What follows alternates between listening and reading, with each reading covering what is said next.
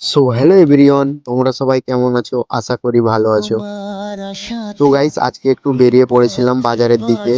আজ আমার মনটা ভালো ছিল না, নিজেকে খুব একা মনে হচ্ছিল। তাই আমি আর দাদা মিলে ঘুরতে বেরোলাম, যাতে মনটা হালকা হয়। তোমাদেরও যদি এইরকম মন খারাপ হয়ে থাকে বা নিজেকে খুব একা মনে হয়, তাহলে কোথাও ঘুরে এসো, দেখবে সব ঠিক হয়ে যাবে। বিশ্বাস হচ্ছে না?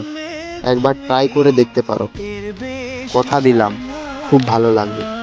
সে যাই হোক, বাড়ি ফেরার পথে আমরা নিয়ে নিলাম মাটন। অনেকটা রাত হয়েছে, তো তাই তাড়াতাড়ি যাচ্ছি। বাড়ি গিয়ে আবার রান্না করতে হবে। তো ফাইনালি আমরা বাড়ি পৌঁছে গেলাম।